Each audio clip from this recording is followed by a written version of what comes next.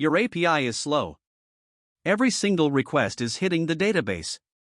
150 milliseconds. Every time. Users are frustrated. Redis fixes all of that. It's an in-memory cache that responds in 0.1 milliseconds. That's 10 times faster. No more slow database queries. Let's learn how to cache it right. Section 1. What is Redis and why is your API slow without it? Redis is an in-memory key value store. It stores data in RAM, not on disk. That's why it's blazing fast. Without Redis, every request hits SQL Server. That takes 150 milliseconds. With Redis, you serve from RAM in 0.1 milliseconds. That's 1,500 times faster. You skip the database entirely on every repeat request. This is why Redis is a must-have for any production API. Section 2. Installing Redis in .NET 8. It takes about 5 minutes. First, start Redis with Docker. One command, docker run dp6379:6379 Redis latest. Done. Now install the NuGet package, .NET add package Microsoft extensions caching.stackexchange Redis. Then register it in program.cs with add stack exchange Redis cache. Set your connection string to localhost :6379. Add an instance name prefix so keys don't collide. That's the entire setup.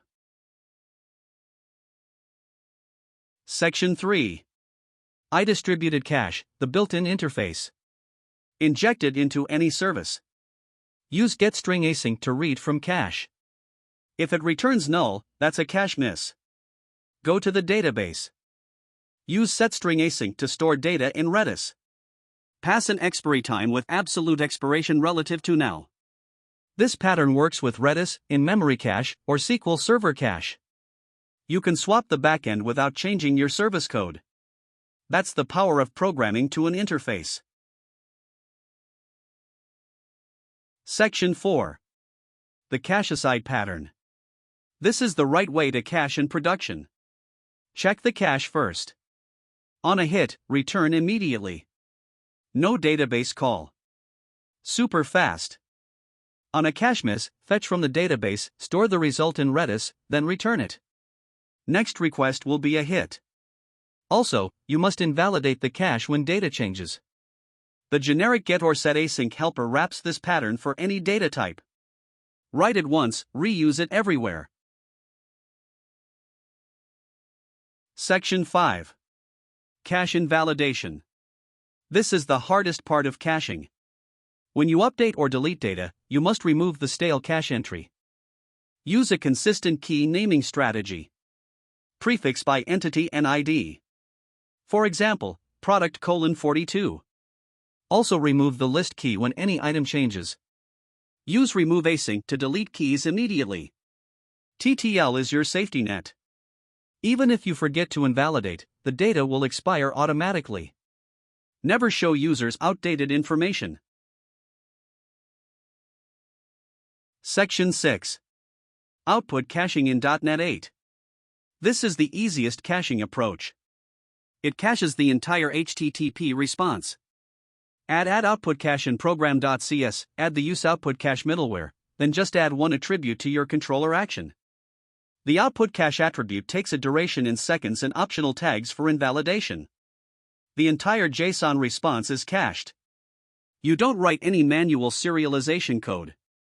To invalidate, call evict by tag async with the tag name. This is perfect for read-heavy endpoints that don't change often. Section 7. Redis architecture. How it fits in your .NET system. The client sends a request to your API. The API checks Redis first. On a hit, it returns instantly. No database involved. On a cache miss, the API hits SQL Server, stores the result in Redis, then returns the data. Every service in your system shares one Redis instance. You don't fetch the same data multiple times. And Redis also supports pub/sub, so you can publish events when data changes. All services receive those events in real time. Section 8. Redis Sessions and JWT Blacklisting. Instead of sticky cookies or in-memory sessions, store sessions in Redis. They're shared across all server instances. Users stay logged in even as you scale horizontally. For JWT blacklisting, store the token ID in Redis when a user logs out. On every request, check if the token ID is blacklisted. If it is, reject the request. This gives you instant token revocation without waiting for expiry. You can also store shopping carts, user preferences, and any temporary data in Redis. Section 9. Azure Cache for Redis. If you're deploying to Azure, use the Managed Redis service. No server to install or maintain. Microsoft handles patching, backups, and scaling.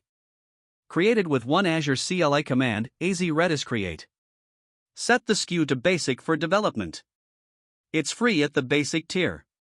The best part, you use the exact same Stack Exchange Redis client code. Just change the connection string in appsettings.json. Your application code doesn't change at all.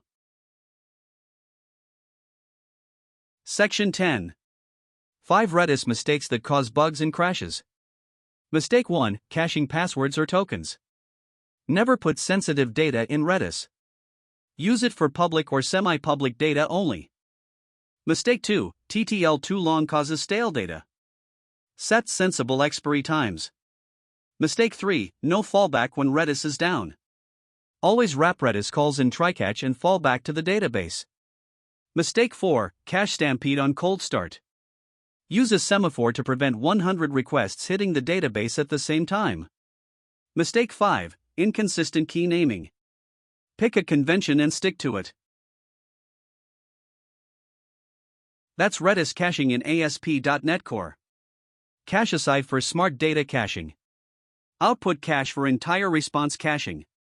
Azure for fully managed production Redis. Sessions and JWT for auth. Your API is now 10 times faster. No more slow database queries on every request. If this tutorial helped you, smash the like button and subscribe for more .NET performance tutorials. Drop a comment below with what you're caching. See you in the next one.